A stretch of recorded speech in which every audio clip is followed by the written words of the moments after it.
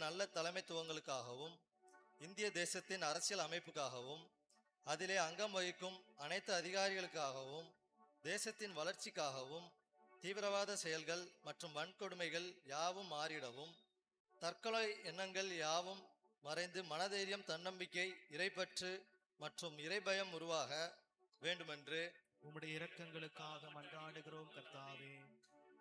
நம்முடைய தென்னிந்திய திருச்சபை பிரதம பேராயர் மற்றும் அனைத்து பேராயர்களுக்காகவும் நம்முடைய திருநெல்வேலி திருமண்டல மகாகணம் பேராயர் ஐயா அவர்களுக்காகவும் குருமார்கள், உதவி குருமார்கள், சபை ஊழியர்கள், ஆலய பணியாளர்கள், அலுவலக பணியாளர்கள், அனைத்து துறைகளிலும்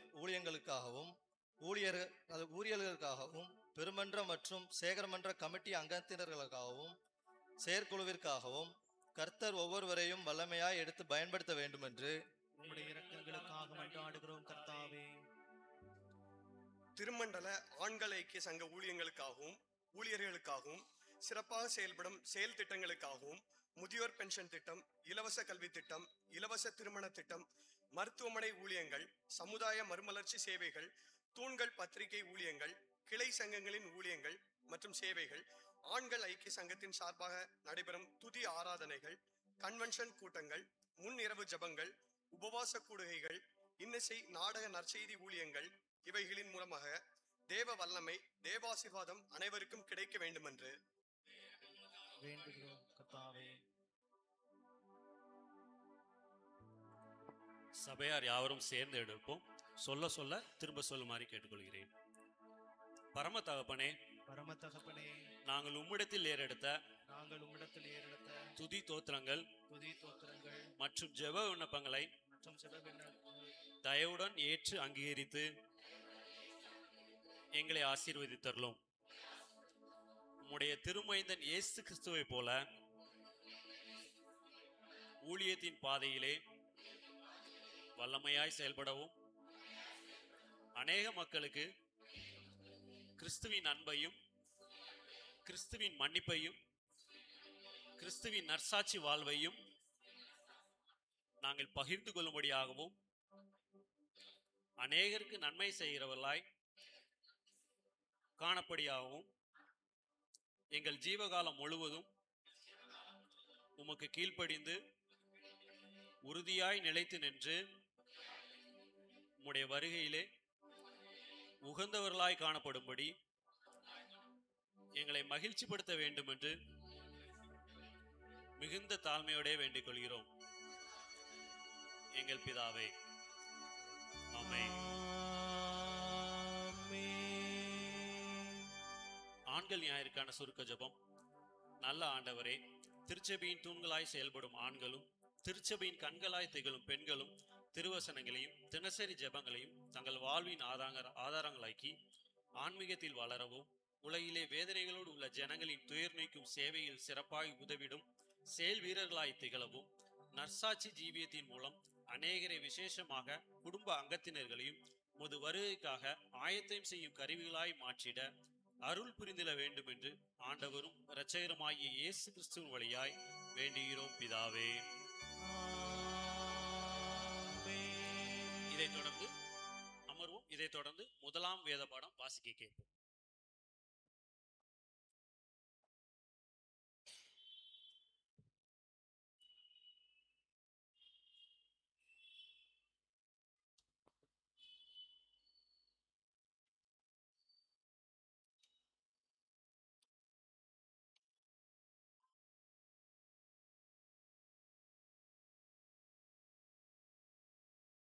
வாசிக்கும்படியாக தெரிந்து கொள்ளப்பட்ட முதலாவது வேத பாடம் 1 ராஜாக்கள் 19ஆம் அதிகாரம் 1 முதல் 21 முடிய. 1 ராஜாக்கள் 19 1 முதல். எலியா செய்த எல்லாவற்றையும் அவன் தீர்க்கதரிசிகள் எல்லாரையும் பட்டயத்தாலே கொன்று போட்ட செய்தி அனைத்தையும் ஆகாப் ஏசபேலுக்கு அறிவித்தான். அப்பொழுது ஏசபேல் எலியாவினிடத்தில் ஆள் அனுப்பி, அவர்களில் ஒவ்வொருவருடைய பிராணனுக்கு செய்யப்பட்டது போல நான் நாளை இந்நேரத்தில் உன் பிராணனுக்கு செய்யாதே போனால் தேவர்கள் அதற்கு சரியாகவும் அதற்கு அதிகமாகவும் எனக்கு செய்ய கடவர்கள் என்று சொல்ல சொன்னாள். அவனுக்கு அது தெரிந்தபோது எழுந்து தன் பிராணனை காக்க யூதாவைச் சேர்ந்த பெயர் சபாவுக்கு புறப்பட்டு போய் தன் வேலைக்காரனை அங்கே நிறுத்திவிட்டான்.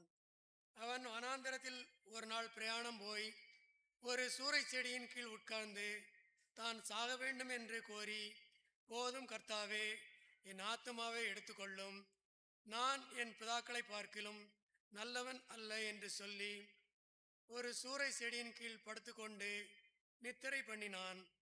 அப்பொழுது ஒரு தூதன் அவனை தட்டி எழுப்பி, எழுந்திருந்து போஜனம் பண்ணி என்றான். அவன் விழித்து பார்க்கிற போது இதோ தழலில் சுடப்பட்ட அடையும் ஒரு பாத்திரத்தில் தண்ணீரும் அவன் தலைமாட்டில் இருந்தது. அப்பொழுது அவன் புசித்து குடித்து திரும்ப படுத்து கொண்டான். கர்த்தருடைய தூதன் திரும்ப இரண்டாம் தரம் வந்து அவனை தட்டி எழுப்பி, எழுந்திருந்து போஜனம் பண்ணு, நீ பண்ண வேண்டிய பிரயாணம் வெகு தூரம் என்றான். அப்பொழுது அவன் எழுந்திருந்து புசித்து குடித்து அந்த போஜனத்தின் பலத்தினால் 40 நாள் இரவு பகல் ஓரேப் என்னும் தேவனுடைய பர்வதம் மட்டும் நடந்து போனான். அங்கே அவன் ஒரு கெபிக்குள் போய் தங்கினான். இதோ கர்த்தருடைய வார்த்தை அவனுக்கு உண்டாகி, அவர், எலியாவே, இங்கே உனக்கு என்ன காரியம் என்றார். அதற்கு அவன், சேனைகளின் தேவனாகிய கர்த்தருக்காக வெகு பக்தி வைராக்கியமாயிருந்தேன். இஸ்ரவேல் புத்திரர் உமது உடன்படிக்கையை தள்ளிவிட்டார்கள். உம்முடைய பலிபீடங்களை இடித்து உம்முடைய தீர்க்கதரிசிகளை பட்டயத்தினால் கொன்று போட்டார்கள். நான் ஒருவன் மாத்திரம் மீதியாயிருக்கிறேன், என் பிராணனையும் வாங்க தேடுகிறார்கள் என்றான். அப்பொழுது அவர், நீ வெளியே வந்து கர்த்தருக்கு முன்பாக பர்வதத்தில் என்றார். அப்பொழுது இதோ கர்த்தர் கடந்து போனார். கர்த்தருக்கு முன்பாக பர்வதங்களை பிளக்கிறதும் கண்மலைகளை உடைக்கிறதுமான பலத்த பெருங்காற்று உண்டாயிற்று. ஆனாலும் அந்த காற்றிலே கர்த்தர் இருக்கவில்லை. காற்றிற்கு பின் பூமி அதிர்ச்சி உண்டாயிற்று. பூமி அதிர்ச்சியிலும் கர்த்தர் இருக்கவில்லை. பூமி அதிர்ச்சிக்கு பின் அக்கினி உண்டாயிற்று. அக்கினியிலும் கர்த்தர் இருக்கவில்லை. அக்கினிக்கு பின் அமர்ந்த மெல்லிய சத்தம் உண்டாயிற்று. அதை எலியா கேட்டபோது தன் சால்வையினால் தன் முகத்தை மூடிக்கொண்டு வெளியே வந்து கெபியின் வாசலில் நின்றான். அப்பொழுது, இதோ எலியாவே, இங்கே உனக்கு என்ன காரியம் என்கிற சத்தம் அவனுக்கு உண்டாயிற்று. அதற்கு அவன், சேனைகளின் தேவனாகிய கர்த்தருக்காக வெகு பக்தி வைராக்கியமாயிருந்தேன். இஸ்ரவேல் புத்திரர் உமது உடன்படிக்கையை தள்ளிவிட்டார்கள். உம்முடைய பலிபீடங்களை இடித்து உம்முடைய தீர்க்கதரிசிகளை பட்டயத்தினால் கொன்று போட்டார்கள். நான் ஒருவன் மாத்திரம் மீதியாயிருக்கிறேன், என் பிராணனையும் வாங்க தேடுகிறார்கள் என்றான். அப்பொழுது கர்த்தர் அவனை பார்த்து, நீ தமஸ்குவின் வழியாய் வனாந்தரத்திற்கு திரும்பி போய் ஆசகேலை சீரியாவின் மேல் ராஜாவாக அபிஷேகம் பண்ணி, பின்பு நிம்சியின் குமாரனாகிய யெகூவை இஸ்ரவேலின் மேல் ராஜாவாக அபிஷேகம் பண்ணி, ஆபேல் மேகோலா ஊரான சாப்பாத்தின் குமாரனாகிய எலியாவை உன் ஸ்தானத்திலே தீர்க்கதரிசியாக அபிஷேகம் பண்ணு. சம்பவிப்பதாவது, ஆசகேலின் பட்டயத்திற்கு தப்பினவனை யெகூ கொன்று போடுவான். யெகூவின் பட்டயத்திற்கு தப்பினவனை எலிசா கொன்று போடுவான். ஆனாலும் பாகாலுக்கு முடங்காதிருக்கிற முழங்கால்களையும் அவனை முத்தம் செய்யாதிருக்கிற வாய்களையும் உடைய 7000 பேரை இஸ்ரவேலிலே மீதியாக வைத்திருக்கிறேன் என்றார். அப்படியே அவன் அவ்விடம் விட்டு புறப்பட்டு போய் 12 ஏர்பூட்டி உழுத சாப்பாத்தின் குமாரனாகிய எலிசாவை கண்டான். அவன் 12ஆம் ஏரை ஓட்டிக்கொண்டிருந்தான். எலியா அவன் இருக்கும் இடம் மட்டும் போய் அவன் மேல் தன் சால்வையை போட்டான். அப்பொழுது அவன் மாடுகளை விட்டு எலியாவின் பிறகே ஓடி, நான் என் தகப்பனையும் என் தாயையும் முத்தம் செய்ய உத்தரவு கொடும், அதற்கு பின் உம்மை பின்தொடர்வேன் என்றான். அதற்கு அவன், போய் திரும்பி வா, நான் உனக்கு செய்ததை நினைத்துக்கொள் என்றான். அப்பொழுது அவன் இவனை விட்டு போய் ஓர் 7 மாடுகளை பிடித்து அடித்து ஏரின் மரமொட்டுகளால் அவைகளின் இறைச்சியை சமைத்து ஜனங்களுக்கு கொடுத்தான். அவர்கள் சாப்பிட்ட பிற்பாடு அவன் எழுந்து எலியாவுக்கு பின் சென்று அவனுக்கு ஊழியம் செய்தான். வாசிக்கும்படியாக தெரிந்து கொள்ளப்பட்ட முதலாவது வேத பகுதியை வாசித்து நிறைவேற்று. இப்பொழுதும் ஆண்கள் ஐக்கிய சங்கத்தின் சார்பாக ஒரு சிறப்பு பாடல் பாட கேட்போம்.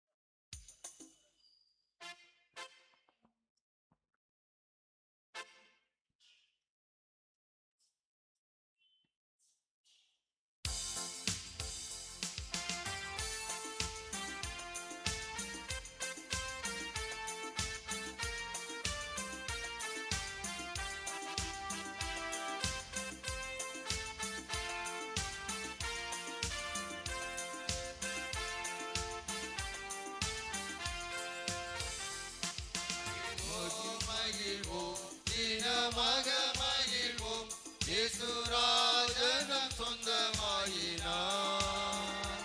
மகிழ்வோம் மகிழ்வோம் தினமாக மகிழ்வோம் இயேசுராஜனம் சொந்தமாயினார். இந்த பாதலத்தில் சொந்தக்காரனவர் எங்கள் உள்ளத்தில் சொந்தமானார். இந்த பாதலத்தில் சொந்தக்காரனவர் எங்கள் உள்ளத்தில் சொந்தமானார். ஆனந்தமே பரமானந்தமே இது மாபெரும் பாக்கியமே. இந்த பாதலத்தில் சொந்தக்காரனவர் எங்கள் உள்ளத்தில் சொந்தமானார்.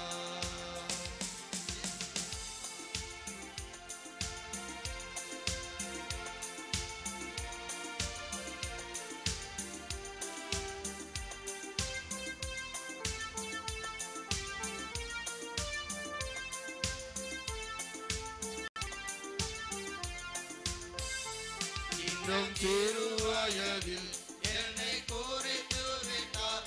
தூரம் போயினும் கண்டு கொண்டார். இன்னும் சிறுவயதில் என்னை குறித்து விட்டார். தூரம் போயினும் கண்டு கொண்டார். தமது ஜீவனை எனக்கும் அளித்து ஜீவன் பெற்றுக்கொள் என்றுரைத்தார். தமது ஜீவனை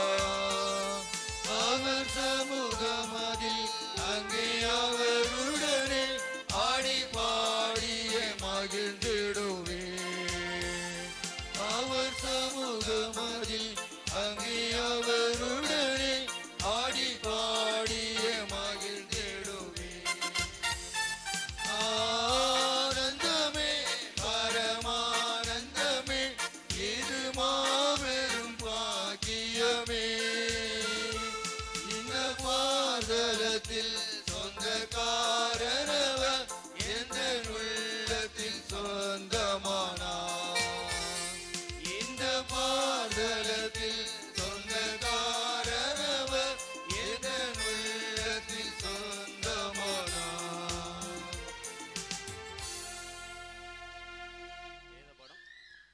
வேதபடம் வாசிக்க.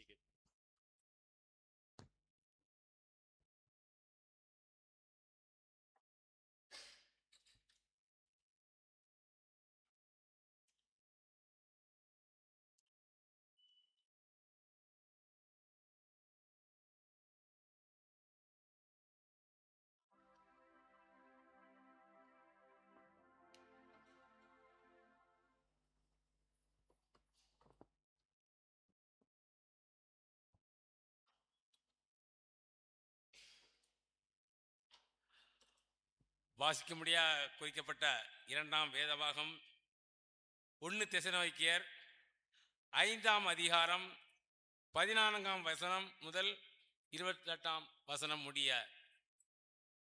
1 தெசலோனிக்கேயர் 5ஆம் அதிகாரம் 14ஆம் வசனம் முதல் 28ஆம் வசனம் முடிய. மேலும் சகோதரரே, நாங்கள் உங்களுக்கு போதிக்கிறது என்னவென்றால், ஒழுங்கில்லாதவர்களுக்கு புத்தி சொல்லுங்கள், திடனற்றவர்களை தேற்றுங்கள், பலவினரை தாங்குங்கள், எல்லோரிடத்திலும் நீடிய சாந்தமாயிருங்கள்.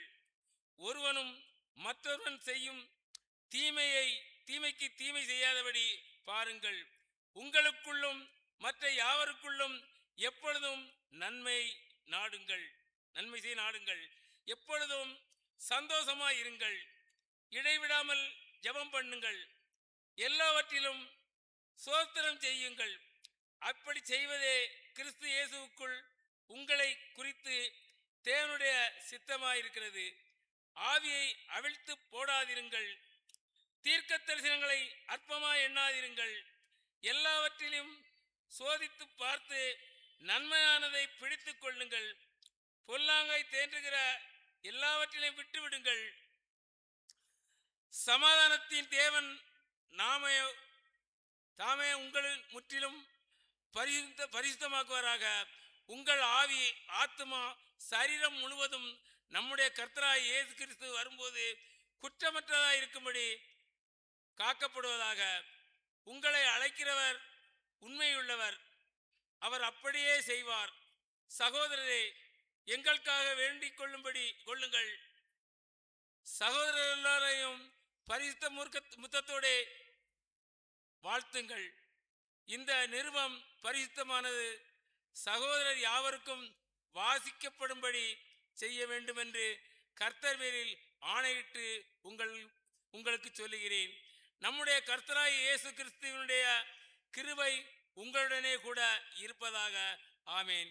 வாசிக்கும்படியாக குறிக்கப்பட்ட இரண்டாம் வேதபாடம் வாஸ்தாயிற்று. இப்பொழுதும் இன்னொரு சிறப்பு பாடலை நாம் பாட கேட்போம்.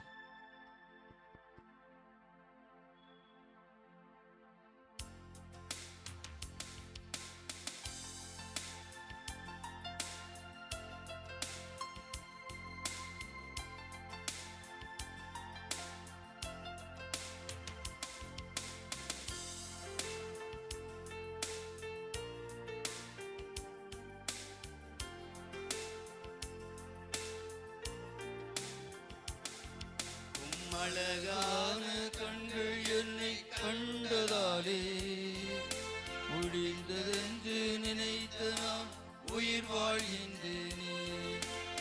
அழகான கண்கள் என்னை கண்டதாலே முடிந்ததென்று நினைத்த நான் உயிர் வாழ்கின்றேனே. யாரும் அறியாத என்னை நன்றாய் அறிந்து தேடி வந்த நல்ல நேசரே, யாரும் அறியாத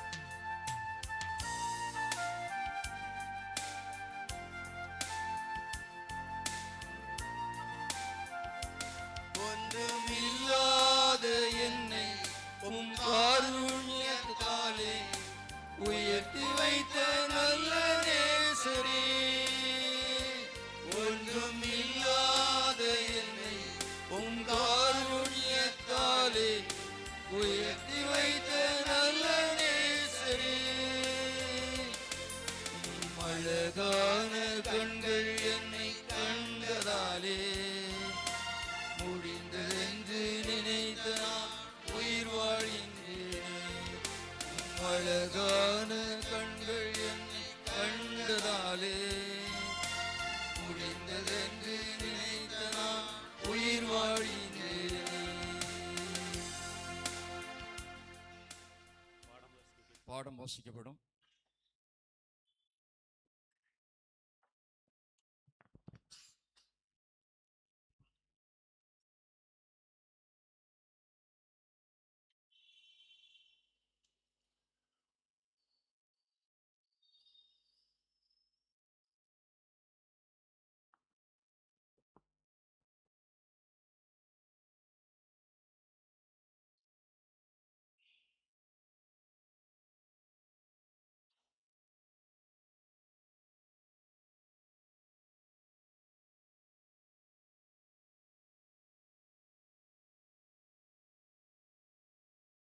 வாசிக்க வேண்டிய மூணாவது வேத பாடம்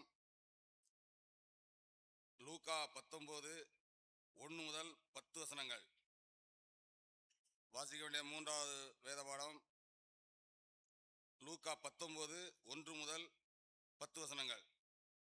இயேசு எரிகோவில் பிரவேசித்து அதன் வழியாக நடந்து போகையில் ஆயக்காரருக்கு தலைவனும் ஐஸ்வர்யமாயிருந்த சகேவு எனப்பட்ட ஒரு மனுஷன் இயேசு எப்படிப்பட்டவரோ என்று அவரை பார்க்க வகை தேடினான். அவன் குள்ளனானபடியால் ஜன கூட்டத்தில் அவரை காணக்கூடாமல் அவன் போகும் வழியில் முன்னாக ஓடி அவரை பார்க்கும்படி ஒரு காட்டத்தி மரத்தில் ஏறினான். இயேசு அந்த இடத்தில் வந்தபோது அண்ணாந்து பார்த்து அவனை கண்டு, சகைவே, நீ சீக்கிரமாய் இறங்கி வா, இன்றைக்கு நான் உன் வீட்டிலே தங்க வேண்டும் என்றார். அவன் சீக்கிரமாய் இறங்கி சந்தோஷத்தோடு அவரை அழைத்து கொண்டு போனான். அதை கண்ட யாவரும் இவர் பாவியான மனுஷனிடத்தில் தங்கும்படி போனார் என்று முறுமுறுத்தார்கள். சகைவு நின்று கர்த்தரை நோக்கி, ஆண்டவரே, என் ஆஸ்திகளை பாதியே ஏழைகளுக்கு கொடுக்கிறேன். நான் ஒருவனிடத்தில் எதையாகிலும் அநியாயமாய் வாங்கினதுண்டானால் நாளத்தனையாய் திரும்ப செலுத்துகிறேன் என்றான். இயேசு அவனை நோக்கி, இன்றைக்கு இந்த வீட்டுக்கு ரட்சிப்பு வந்தது. இவர் ஆபிரகாம் குமாரனாய் இருக்கிறாரே. இழந்து போனை தேடவும் ரட்சிக்கவுமே மனுஷகுமாரன் வந்திருக்கிறார் என்றது. வாசிக்க விட மூன்றாவது படம் வாசித்தாயிற்று.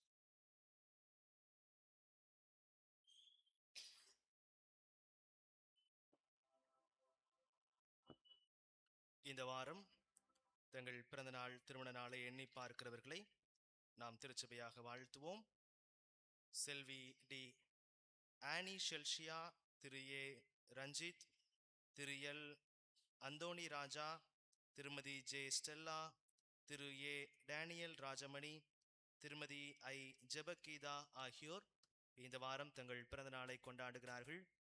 திரு கே பிரான்சிஸ் சவரிமுத்து, திருமதி எஃப் இருதய செல்வி தம்பதியர் இந்த வாரம் தங்கள் திருமண நாளை எண்ணி பார்க்கிறார்கள். இவர்களை வாழ்த்துவோம். ஒரு பாடலை பாட தொடர்ந்து நாம் ஜெபிப்போம்.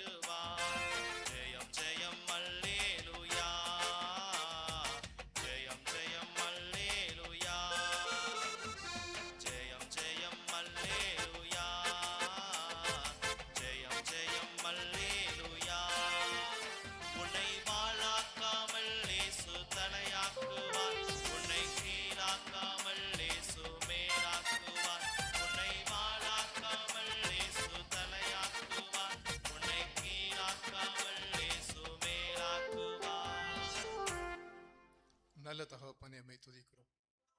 கர்த்தருடைய சன்னிதானத்திலே இந்த வாரத்திலே தங்கள் பிறந்த நாட்களையும் திருமண நாட்களையும் நினைவு கூர்ந்து உமக்கு நன்றி சொல்லி கொண்டாடுகிற உமது பிள்ளைகளின் பெயர்களை நாங்கள் வாசித்திருக்கிறோம்.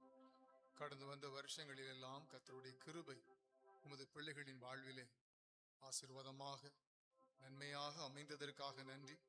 இந்த புதிய ஆண்டில் எல்லா கிருபைகளாலும் நன்மைகளாலும் உமது பிள்ளைகளை நிரப்பும், வேண்டிய அனுகிரகங்களையும் ஆசீர்வாதங்களையும் நிறைய வைத்தார். நீரே உமது பிள்ளைகளுக்கு போதுமானவராய் இருந்து ஆசீர்வதித்தருள்.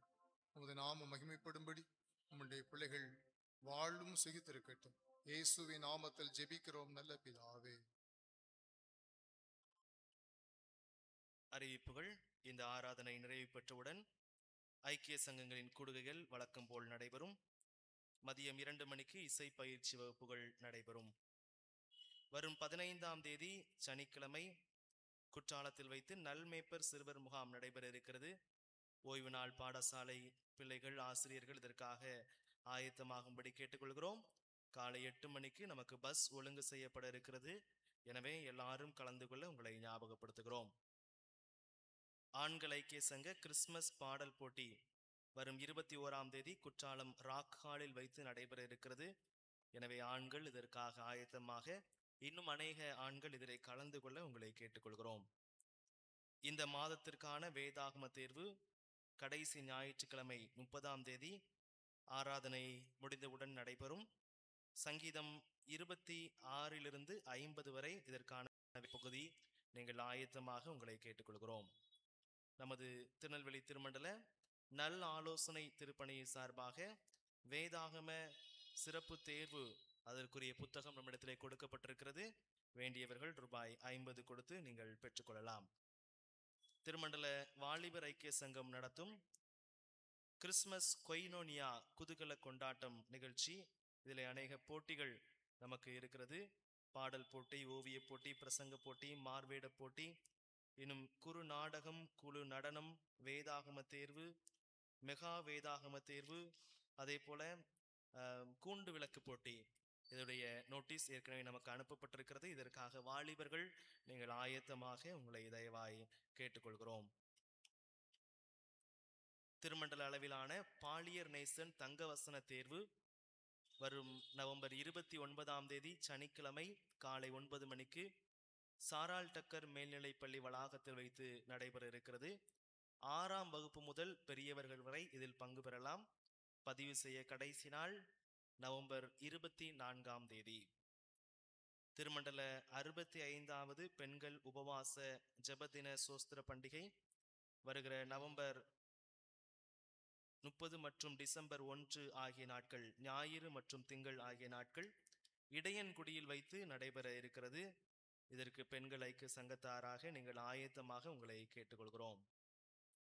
இந்த ஆராதனை முடிந்தவுடன் ஆண்கள் ஐக்கிய சங்கம் சார்பாக எல்லாருக்கும் கேக் கொடுக்க ஒழுங்கு செய்யப்பட்டிருக்கிறது. எனவே நாம் பெற்று சொல்வோம். இந்த ஆராதனையிலே காணிக்கை பாடல் பாடும் பொழுது ஆண்கள் ஞாயிறு காணிக்கை கவரை முன்வந்து படைக்க உங்களை ஞாபகப்படுத்துகிறோம். பிரியமானவர்களே, நம்முடைய பொய்கை ஆலை கட்டுமான பணியானது மிகவும் சிறப்பாக நடைபெற்று கொண்டிருக்கிறது. வாரந்தோறும் நம்முடைய வாலிபர்களும் மற்றவர்களும் நீங்கள் சென்று அந்த இடத்துல இன்று ஜெபிக்கிறீர்கள். உங்களுக்கு என்னுடைய வாழ்த்துக்களை தெரிவித்துக் கொள்கிறேன். நேற்றைய தினத்திலே ஆலயத்தினுடைய நிலை விடும் வைபவம் சிறப்பாக நடைபெற்றது. திருச்சபையின் பிள்ளைகள் நீங்கள் யாவரும் திரளாக வந்திருந்தீர்கள். மிக ஆசீர்வாதமாக இருந்தது. தேவன் தாம் சொன்னபடியே இந்த ஆலய கட்டுமான பணியை மிகுந்த சிறப்பாக நமக்கு ஆசீர்வதித்து தருகிறார். அநேகர் நீங்கள் உதாரத்துவமாக கொடுக்கிறீர்கள். டிசம்பர் மாதம் 21ஆம் தேதி நம்முடைய ஆலய பிரதிஷ்டை விழாவை நினைவு கூறும் பொருட்டு நாம் இந்த பரிசை அந்த கிராமத்திற்கு கொடுக்கிறோம். ஆகையினால பேராயர்களிடத்திலே அதே தேதியிலே அந்த ஆலயத்தை பிரதிஷ்டை செய்யும்படியான நாள் குறிக்கப்பட்டிருக்கிறது. வேலை மிக அழகாக நேர்த்தியாக நடைபெற்று கொண்டிருக்கிறது. உதாரத்துவமான உங்களுடைய காணிக்கைகளுக்காக இருதயத்தின் ஆழத்திலிருந்து நன்றி சொல்லுகிறேன். இன்னும் நீங்கள் இந்த பணிக்கென்று உதாரத்துவமாய் கொடுக்க வேண்டும் என்பதான் சென்றிங் அடிச்சு மற்ற வேலைகள், முக்கியமான வேலைகள் என்பதான் இருக்கு. ஆகையினால நாங்கள் உங்கள் இல்லம் தேடி வர இயலாவிட்டாலும் நீங்கள் எங்களை தேடி வந்து உங்கள் காணிக்கைகளை கொடுக்க உங்களை அன்போடு கேட்டுக்கொள்வோம். ஒருவேளை இந்த மாதம் முடிந்ததுக்கு அப்புறமாக சில வீடுகளை சந்திக்க இயலும் என்று நான் எதிர்பார்க்கிறேன். அப்பொழுது உங்களுடைய வீடுகளுக்கு வருவோம். ஆகையினால் இந்த பணிக்கென்று நீங்கள் பொருத்தனையோடு உங்கள் குடும்பமாக நீங்கள் கொடுக்க அன்பாய் கேட்டுக்கொள்கிறோம். பொருளாக கொடுக்க வேண்டும் என்று விரும்பினாலும் நீங்கள் எங்களிடத்திலே முன்கூட்டியே தொடர்பு கொள்ளுங்கள். அந்த ஆலயத்திற்கு திருமேஜை அது ரொம்ப முக்கியம். இப்படி எல்லா வேலைகளும் இருக்கிறது, எலக்ட்ரிக்கல் வேலை இருக்கிறது. ஆகையினால் அந்த முடிவு பெறும் வேலை தான் ரொம்ப முக்கியம். நாட்கள் மிக குறுகியது, ரொம்ப குறைஞ்ச நாள் தான் இருக்குது, டிசம்பர் 21 ஆகையினால நீங்கள் உங்கள் உதாரத்துவமான காணிக்கைகளை இந்த பொய்கை ஆலை கட்டுமான பணிக்கென்று கொடுக்க உங்களை அன்போடு கேட்டுக்கொள்கிறேன். ஆண்டவர் இந்த கிராமத்தையும் சுற்றி இருக்கிற கிராமங்களையும் இந்த பணியின் மூலமாக நிறைவாக ஆசீர்வதிக்கட்டும். அடுத்தது முக்கியமான ஒன்று, நம்முடைய உள்ளூர் ஆலய நிதி LCM, அது ரொம்ப முக்கியம். நம்முடைய ஆலயத்தினுடைய LCF வருமானம் இல்லாமல் குறைஞ்சிருக்கு. நம்ம ஆலயத்தை நாம தான் என்ன செய்யணும், பார்த்துக்கிடணும். ஆகையினால வரக்கூடிய ஞாயிற்றுக்கிழமையிலே உங்களுக்கு LCF கவர் அடித்து கொடுப்போம், அச்சிட்டு கொடுப்போம். உங்கள் இல்லம் தேடி அந்த கவர் வரும். அது மாதந்தோறும் வரும். அதனால் மாதத்தில் ஒரு வாரம் வரும். அதை நீங்கள் உங்கள் குடும்பத்தின் சார்பாக கட்டாயமாக என்ன செய்யணும், ஆலயத்தில் படைக்கணும். இந்த வாரம் உங்கள் கையில் அது சேரும். வருகிற ஞாயிற்றுக்கிழமை ஆராதனையிலே நீங்கள் அதை படையுங்கள். அதுக்கப்புறமாக அடுத்த மாதம் உங்கள் வீட்டுக்கு அதே கவர் என்ன செய்யும் வரும்.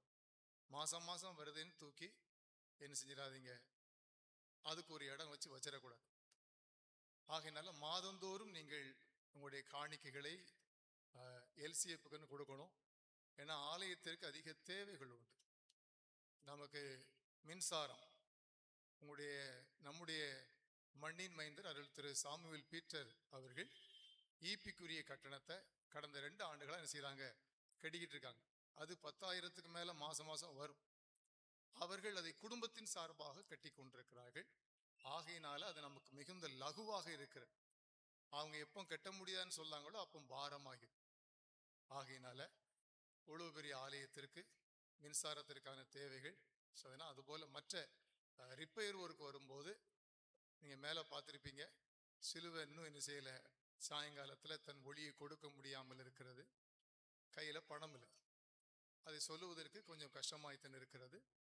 அது இந்த வாரத்தில் சரி செய்யப்பட்டு விடும். ஸோ அதனால் அந்த வாரத்தில் சரி செஞ்சுருவோம்.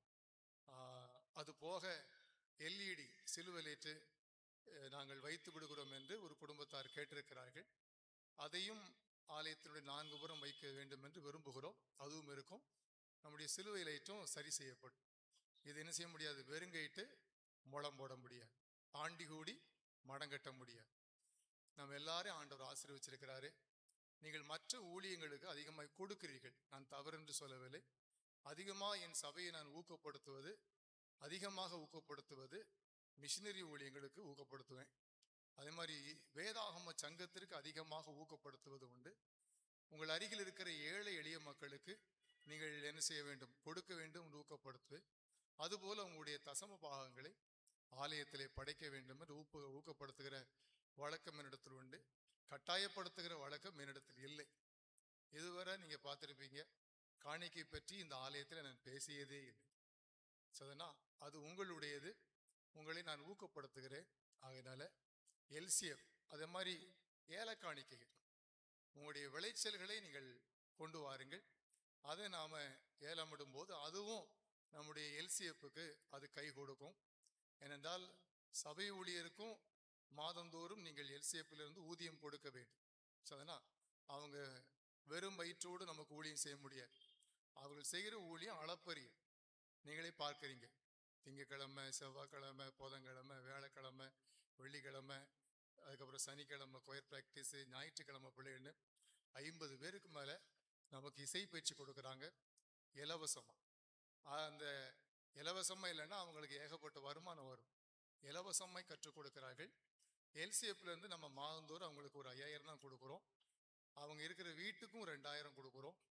ஆலய பணியாளருக்கு நாம் கொடுக்குறோம். இதெல்லாம் LCF தான் கொடுக்கணும். LCF வெறுமையாக இருந்தால் என்ன செய்ய முடியாது, கொடுக்க முடியாது.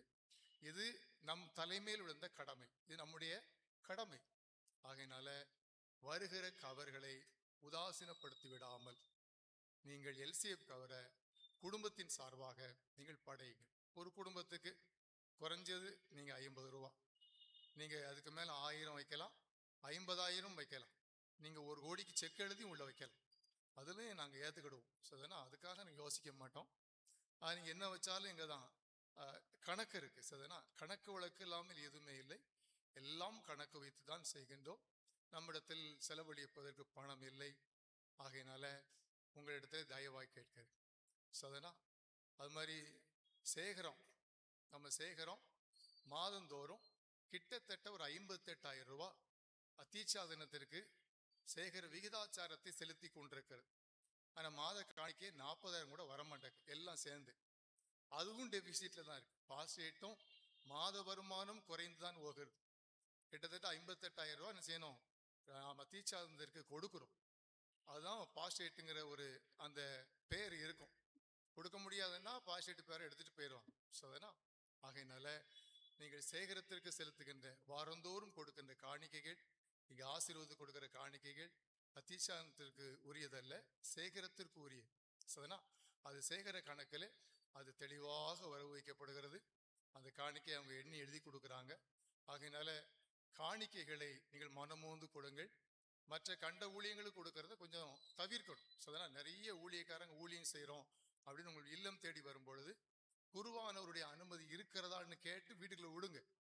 மற்றபடி ஊழியக்காரங்கன்னு வந்தால் யாரையும் இல்லத்திற்குள் அனுமதிக்காதீர்கள். சேகர ஆயர், சேகர குரு அவருடைய அனுமதி இல்லாமல் ஊழியக்காரர்கள் உங்கள் இல்லத்திற்கு வந்தால் அனுமதிக்காதீர்கள், காணிக்கைகளை கொடுக்காதீர்கள்.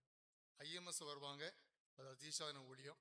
அது மாதிரி ஆங்கிலிகசங்க வருவாங்க, பாலியனிசன் வருவாங்க. அத்திச்சாதன ஊழியக்காரர்களை அனுமதியுங்கள். பிறருக்கு நீங்கள் அனுமதி கொடுக்காதீர்கள். நீங்கள் உதாரத்துவமான காணிக்கைகளை தேவ சமூகத்திலே படையுங்கள். கர்த்தர் நம்மை நிறைவாக ஆசீர்வதிப்பாராக.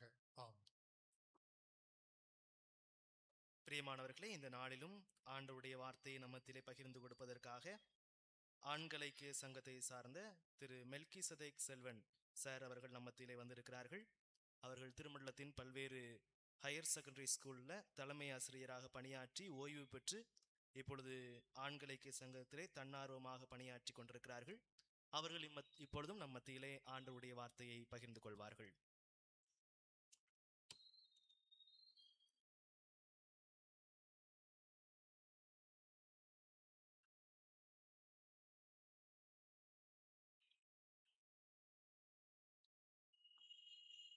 ஆண்டவரும் இரட்சகருமாகிய இயேசு கிறிஸ்துவின் ஈடு இணையற்ற நாமத்திலே உங்கள் அனைவரையும் நான் வாழ்த்துகிறேன்.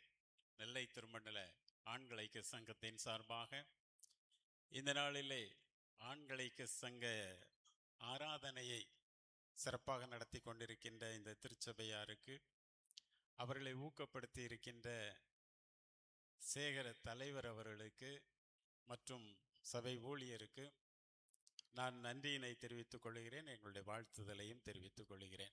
இந்த நேரத்திலே இந்த சபையிலே என்னை அனுமதித்திருக்கின்ற உங்கள் சேகர குருவானவர் அவர்களுக்கும் என்னுடைய நன்றியினை மனப்பூர்வமாக தெரிவித்துக் கொள்கிறேன். திருமண்டல ஆண்கள் ஐக்கிய சங்கமானது 1980ஆம் ஆண்டு காலம் சென்ற பேராயர் டேனியல் ஆபிரகாம் அவர்களால் தோற்றுவிக்கப்பட்டது. இந்த சங்கத்தினுடைய முக்கியமான கொள்கைகளாக இருப்பது ஜெபம், ஐக்கியம், சேவை.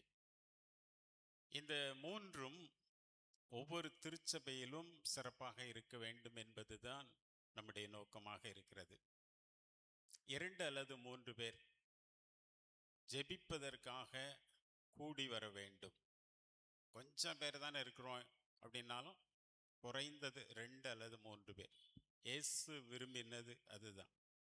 நீங்கள் ரொம்ப கூட்டமாக வரணும்னு சொல்லி அவர் விரும்பலை. ஆனால் நீங்கள் ஒருமனப்பட்டவர்களாக கூடி வர வேண்டும். எதற்காக நீங்கள் ஜெபிக்கிறீர்களோ அதற்காக உங்களுக்கு பதில் கொடுக்கப்படும். ஆண்டவர் நமக்கு கற்றுத்தந்தது அதுதான். எங்கே ஜெபிக்கிறார்களோ அங்கே ஐக்கியம் ஏற்பட்டுவிடும். ஒரு ஐக்கியமாக இருந்தால் தான் சிறந்த சேவை செய்ய முடியும். இந்த மூன்றும் ஒன்றோடொன்று தொடர்புடையது. ஆகவே ஒவ்வொரு திருச்சபையிலும் இப்படிப்பட்ட கிளை சங்கங்களை ஏற்படுத்தி அந்த சங்கங்களிலே ஜெபிக்கின்ற அநேகரை எழுப்புவதும் அவர்களுடைய திருச்சபையிலே அவர்களை ஐக்கியம் கொள்ள வைப்பதும் அந்த உறவுகள் பலப்பட்டு அநேகருக்கு சேவை செய்வதற்கு திருச்சபை மக்களை பக்குவப்படுத்துவதும் நம்முடைய சங்கத்தின் நோக்கம். இதற்கென்று ஆங்காங்கே கூடுகைகள் சேகர கூட அளவிலும் சபை மன்ற அளவிலும் திருமண்டல அளவிலும் நடத்தப்படுகிறது. அவைகளிலே அங்கு ஆலோசனை வழங்கப்படுகிறது. இந்த சங்கத்தினுடைய தலைவராக இருக்கக்கூடியவர் நம்முடைய பேராயர் அவர்கள். அவர்களோடு கூட இணைந்து பணியாற்றுவதற்கு ஒரு சங்கத்தினுடைய செயலராக தற்சமயம் அருள் திரு ஜான்சன் ஆசீர்வாதம் அவர்களும், இயக்குனராக அருள் திரு மேத்யூஸ் அவர்களும் பணியாற்றி கொண்டிருக்கிறார்கள். திருமண்டலத்திற்கென்று ஒரு அலுவலகம் இயங்கி கொண்டிருக்கிறது. அந்த அலுவலகத்திலே ஒரு பணியாளர், திருமண்டல அளவிலே ஊழியம் செய்வதற்கென்று ஒருவர், சபை மன்ற அளவிலே மேற்கு சபை மன்றம் தெற்கு சபை மன்றம் இந்த 2 சபை மன்றங்களிலேயும் ஒவ்வொரு ஊழியர்கள் பணியாற்றி கொண்டிருக்கிறார்கள். மற்ற இடங்களிலே பணி செய்வதற்கு என்னை போல தன்னார்வ ஊழியர்கள் அநேகர் இருக்கிறார்கள். ஒவ்வொரு திருச்சபைகளிலும் இதை போன்ற ஞாயிற்றுக்கிழமைகளிலே சென்று சங்கங்கள் இல்லாத இடங்களிலே சங்கங்களை தோற்றுவிப்பது எங்களுடைய நோக்கமாக இருக்கிறது. சங்கத்தை தோற்றுவிச்சு என்னத்தை பார்த்தீங்க அப்படின்னா, சபைகளிலே ஐக்கியத்தை ஏற்படுத்துவது மிக முக்கியமான நோக்கம்.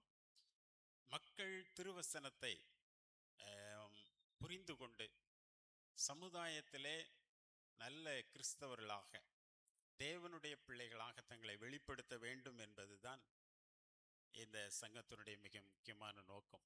அதற்கென்று அநேக காரியங்களை செய்கிறோம். நீங்கள் ஜெபத்தில் அருமையான கவனிச்சிருப்பீங்கன்னா தெரியும் எப்படிப்பட்ட ஊழியங்கள் இதன் மூலமாக நிறைவேற்றப்பட்டு வருகின்றன அப்படிங்கிறது. மிக முக்கியமாக சமீப காலமாக நடைபெற்று வருகிற ஊழியம் என்றால்,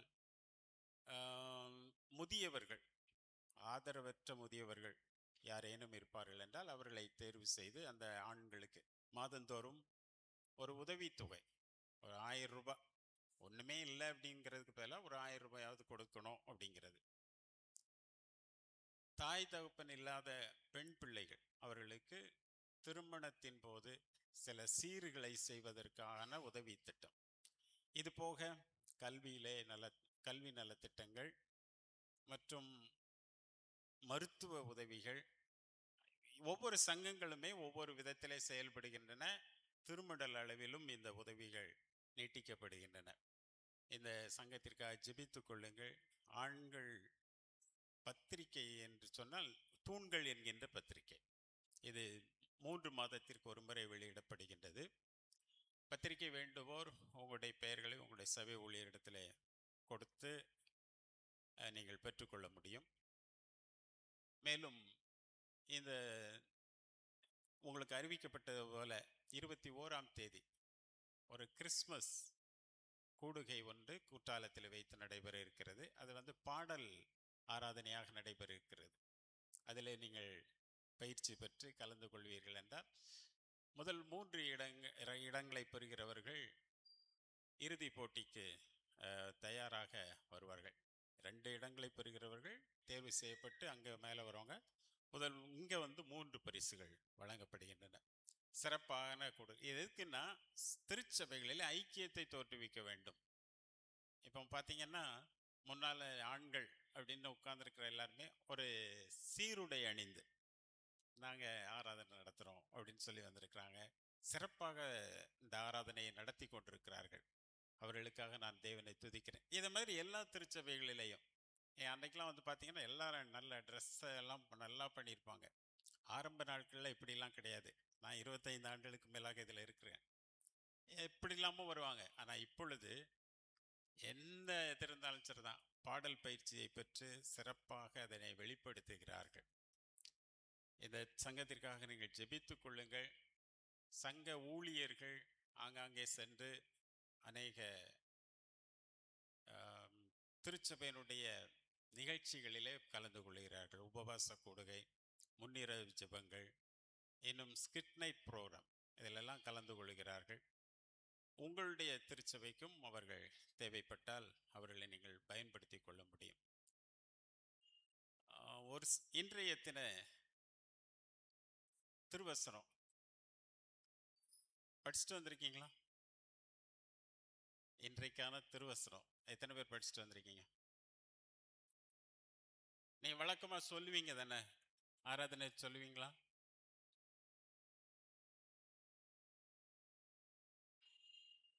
சரி, சொல்லுமா.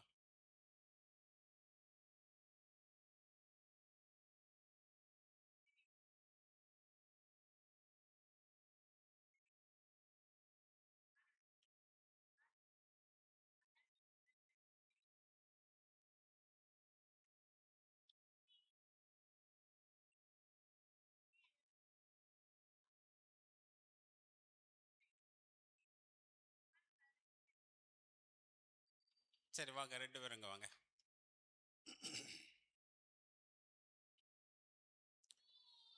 பொதுவாக பணம் கொடுக்கக்கூடாதுன்னு தான் நினைப்பேன். ஆனால் இன்றைய தினத்தில் வேற வழி இல்லை. சரியா? ஒரு பரிசா வச்சுக்கிடுங்க.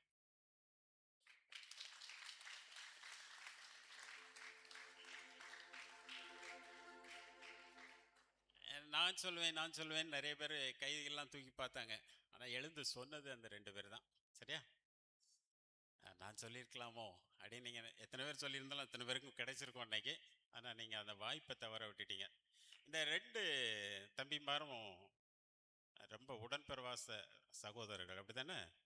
ஆமாம், ஆரம்பிச்சதுலேருந்து ஒட்டி ஒட்டி உறவாடிக்கிட்டே இருக்கிறாங்க. பெற்றோர் அதை அவங்கள கொஞ்சம் நல்லா கவனிச்சுக்கிடுங்கண்ணே. இந்த உறவு என்றும் தொடர வேண்டும். செடியும் கொடியும் போல அவங்க ஒருத்தருக்கு ஒருத்தர் எப்படி அவங்க ஒட்டிக்கிட்டு இருக்கிறாங்கங்கிறது நான் ஆரம்பத்துலேருந்தே கவனிச்சுக்கிட்டு இருக்கிறேன். ரொம்ப நல்லா இருக்கிறாங்க. இதே உறவு நீடிக்க வேண்டும். ஆலயத்திற்கு வரும்போது எப்படி இருக்கணுங்கிறத வீட்டில் நீங்கள் கற்றுக் கொடுங்க. வீட்டில் எப்படி இருக்கணுங்கிறத நாங்கள் ஆலயத்தில் சொல்லிக் கொடுப்போம். அப்படி தானே? சரி, செய்திக்கு நேராக நாம் கடந்து செல்வதற்கு முன் தலைகளை தாழ்த்தி ஜெபிப்போம். நேசிக்கிற அன்புள்ள சுவாமி, அருமையான இந்த வேளைக்காக நன்றி செலுத்துகிறோம்.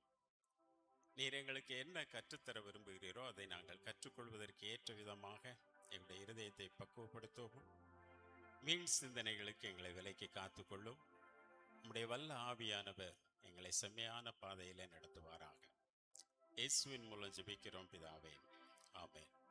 ஆண்களுக்கு சகோதரருடைய நோக்கங்களிலே ஒன்றாக இருப்பது ஐக்கியம். ஐக்கியம் மிகவும் முக்கியமானது. ஐக்கியம் இல்லை என்றால் எதையும் நாம் சாதிக்க இயலாது. பொய்கை ஆலயத்தை கட்டுவோம் வாருங்கள் அப்படின்னு அழைப்பு கொடுத்த உடனே நிறைய பேர் மன உற்சாகமாக நீங்கள் கொடுத்திருக்கிறீர்கள். அடுத்த மாதம் அதற்கான பிரதிஷ்டை ஆராதனையும் நடைபெற இருக்கிறது. அதுவும் அதே நாளில் வைக்கிறது மிகுந்த மகிழ்ச்சியை தருகிறது. எங்களுடைய பிறந்த நாளும் அவங்க பிறந்த நாளும் ஒரே நாள், அப்படி தானே? அப்படி என்ன ரொம்ப சந்தோஷப்படுவோம்ல. பிறந்த நாள், திருமண நாள் இதெல்லாம் பார்த்துட்டோன்னா இதே மாதிரி என் நாள், என்னுடைய பிறந்த நாள் தான் என் பிள்ளைக்கும் சந்தோஷமா இருக்கும்ல. அதே மாதிரி தான் அப்படி ஒரு சந்தோஷத்தை நீங்கள் கொண்டாட இருக்கிறீர்கள். திருச்சபையினுடைய தேவைகள் பட்டியலை பார்த்தபோது உங்களுக்கு கொஞ்சம் தலை சுத்த ஆரம்பிச்சிருக்கானே. இதெல்லாம் சாத்தியமா, முடியுமா? மாத தேவையே இந்த திருச்சபைக்கு 58,000 ரூபாய் தேவைப்படுது சேகர அளவில். சபை அளவில் அதற்கு அதிகமான தேவை இருக்கிறது. ஏன்னா சபைக்கும் சேகரத்துக்கும் ரொம்ப வித்தியாசம் இருக்குது. அதை நீங்கள் தெரிஞ்சுக்கிடுங்க. என்ன ஊழியரிடத்திலேயோ குருவானவரிடத்திலேயோ கேட்டு நீங்கள் தெரிந்து கொள்ள வேண்டும். நாம் வளர்ச்சி பெற்றவர்களாக இருக்க வேண்டும் என்று விரும்புகிறோம் என்றால் தேவைகள் அதிகரித்து கொண்டேதான் செல்லும். நீங்க ஆரம்பத்தில் ஒரு சிறிய சபையாக இருந்தபோது உங்களுக்கு என்று ஒரு சபை ஊழியர் மட்டும் இருந்திருப்பார். அதுவும் இலவசமா உங்களுக்கு சேவை செய்து சென்றிருப்பார். உங்களில் ஒருவராக உங்களோடு கூட இருந்து பணி செய்தவர்.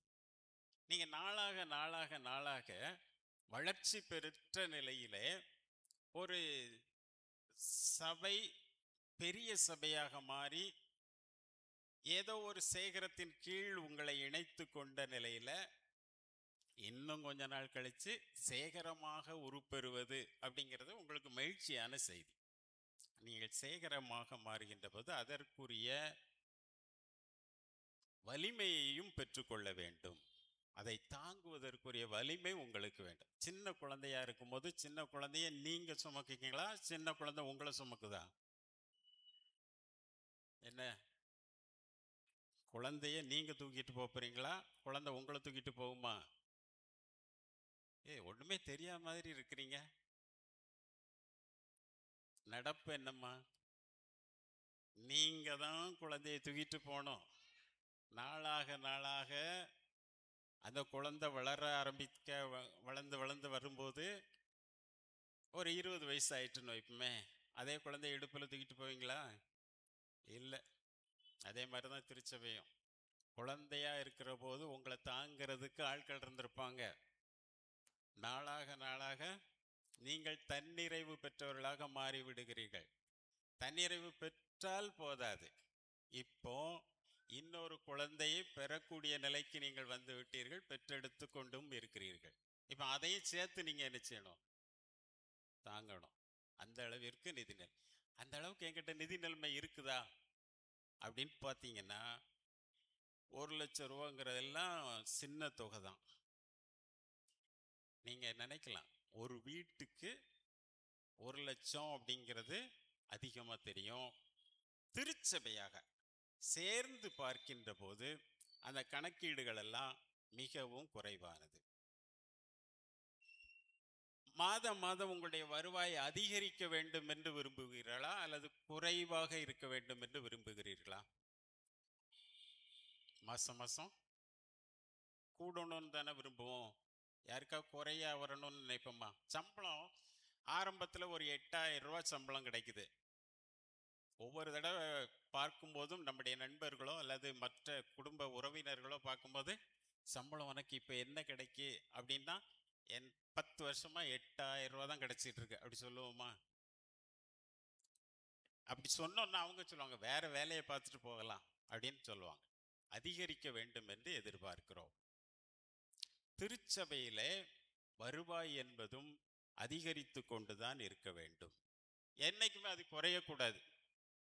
திருச்சபையினுடைய வருவாய் குறையாமல் பார்த்து கொள்ள வேண்டியது திருச்சபை மக்களுடைய கடமை. இதுக்கு நாங்க என்ன செய்ய முடியும்? அந்த காலத்துல 1 ரூபாய் காயினை போட்டிருப்போம். இன்னும் அதே 1 ரூபாயிலே ஓடிக்கிட்டு இருக்க கூடாது. அது என்னவா மாறி இருக்கணும்? 1.10 மாறி இருக்கணும். எப்படி வருவாய் பல மடங்கு அதிகரிக்க வேண்டும் என்று விரும்புகிறோமோ அதே போல ஆலயத்திற்கு படைப்பதும் அதிகமாக வேண்டும். நீங்க ரொம்ப ஒன்றும் உங்க கையில இருந்து கொடுக்க வேண்டாம். உங்க கையில ஆண்டவர் கொடுக்கின்ற ஒவ்வொரு ரூபாய்க்கும் 10ல் 1 தனியாக பிரித்து வைத்து விடுங்கள். 1000 ரூபாய் கிடைக்குன்னா நீங்க எவ்வளவு கொடுத்தா போதும்? கணக்கு தெரியும் தானே? 100 ரூபாய் கொடுத்தா போதும்.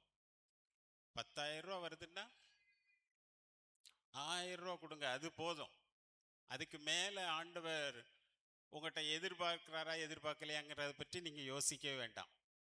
தசம பாகம் என்பது நாம் செலுத்த வேண்டிய கடமையுள்ள தொகை.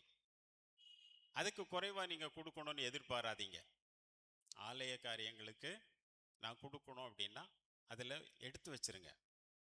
அது போக மீதியை நீங்க செலவு பண்ணுங்க. அப்படி பண்ணி பார்த்தீங்கன்னா உங்களுடைய அனாவசிய செலவுகளுக்கு முற்றுப்புள்ளி வைக்கப்பட்டு விடும். உங்களுடைய தேவைகள் சந்திக்கப்பட்டுவிடும். சரி, ஐக்கியம் அதிகமாக இருந்தால் மட்டுமே நாம் இதை போன்ற காரியங்களை செயல்படுத்த முடியும். தொடர்ந்து நற்கிரியைகளிலே நாம் பெருகிறவர்களாக இருக்க முடியும். இந்த செடியும் கொடியும் அப்படிங்கிறத பற்றி இந்த வேத வசனம் என்ன சொல்லுகிறது? நாம் கனி கொடுக்கிறவர்களாக இருக்க வேண்டும் என்றால் கிறிஸ்துவில் நாம் ஒட்டப்பட்டவர்களாக இருக்க வேண்டும். ஒரு இந்த திராட்சை செடியை பற்றி சொல்லுகிற போது அந்த திராட்சை செடி கொடி இல்லாமல் செடி இல்லை. அந்த செடி தனி கட்டையா நின்றுட்டுனா அதனால் பயன் இல்லை. ஆனால் அது பலன் கொடுக்கின்ற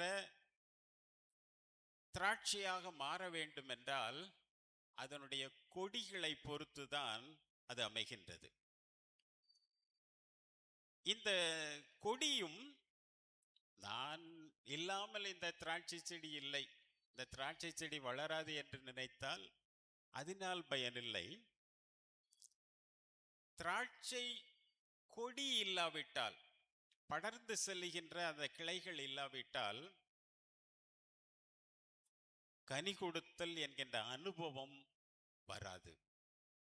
இயேசு கிறிஸ்து மிக அழகாக இதை தெளிவுபடுத்துகிறார். நானே மெய்யான திராட்சை செடி, நீங்கள் கொடிகள். நீங்கள் கொடிகளாக இருக்கின்ற போது பலன் கொடுக்கிறவர்களாக இருக்க வேண்டும் என்பதை இந்த உலகம் உங்களிடத்திலிருந்து எதிர்பார்க்கிறது. நீங்கள் என்னுடையவர்கள் என்று உலகத்தாரிடத்திலே சொல்லிக் கொள்ள விரும்புவீர்கள் என்றால் நீங்கள் கனி கொடுக்கிறவர்களாக இருக்க வேண்டும். கனி கொடுத்தல்னா என்னது? ஆண்டவருடைய பிள்ளைகள் கனி கொடுக்கிறவர்களாக இருக்க வேண்டும் அப்படின்னா என்னது? கனி கொடுத்தல் அப்படின்னா அந்த அனுபவம் எப்படிப்பட்டது?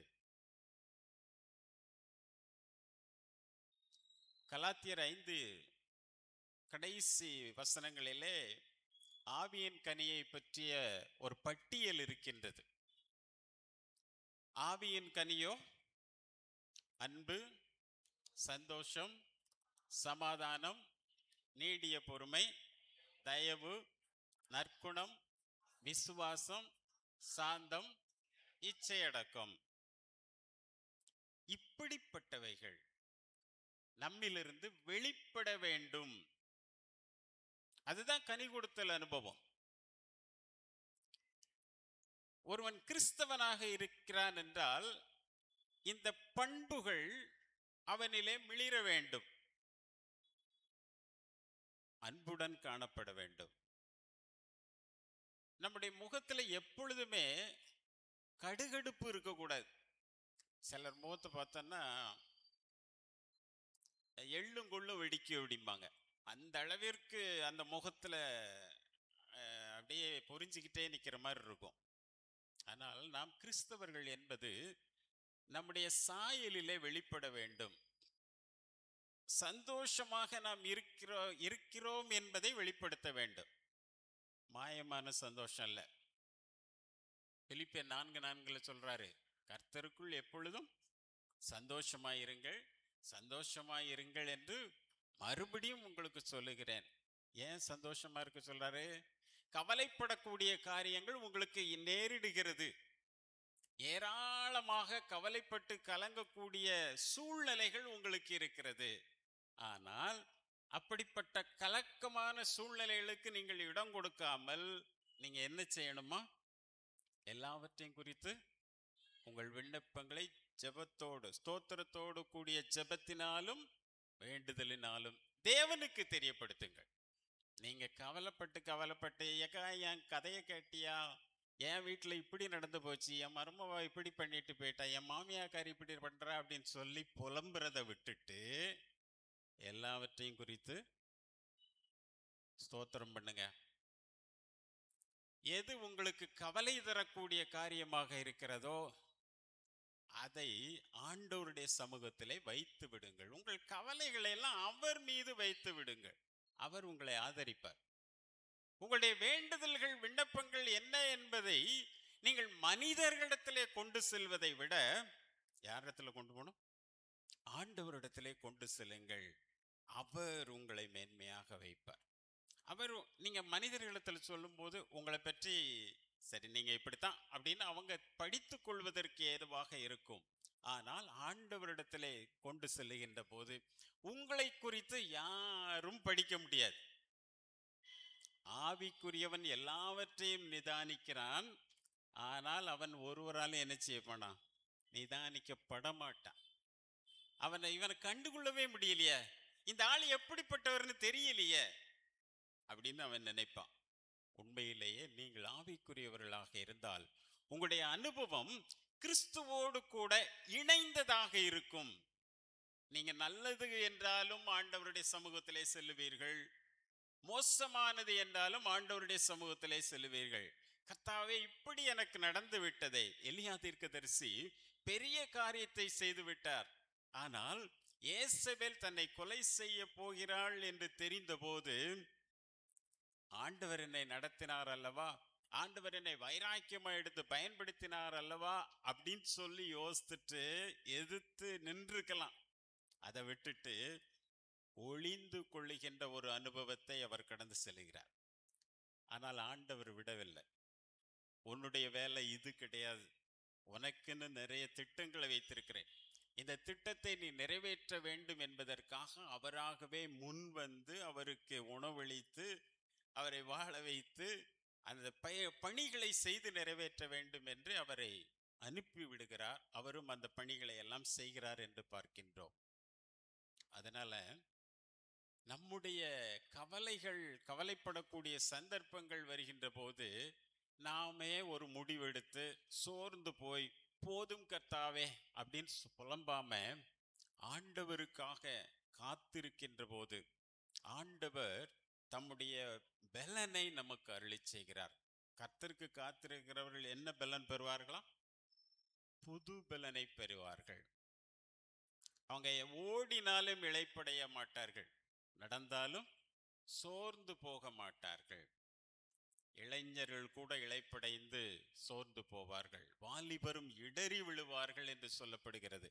ஆனால் நீங்கள் அனுதினமும் கர்த்தருக்கு காத்திருந்து கர்த்தரோடு கூட உள்ள உறவை பலப்படுத்திக் கொள்ளுகின்ற போது நீங்கள் சோர்ந்து போவதில்லை, சூழ்நிலைகளினால் நீங்கள் கலங்கி போவதில்லை, இழப்புகளினால் நீங்கள் ஐயோ இப்படி ஆயிட்டே அப்படின்னு சொல்லி அங்கலாய்த்து விடுவதில்லை. நீங்கள் புது பலனை பெற்றுக் கொள்வீர்கள்.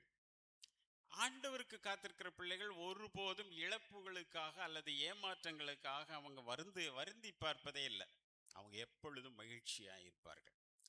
இந்த மகிழ்ச்சியை நாம் வெளிப்படுத்த வேண்டும் பிறரிடத்திலே.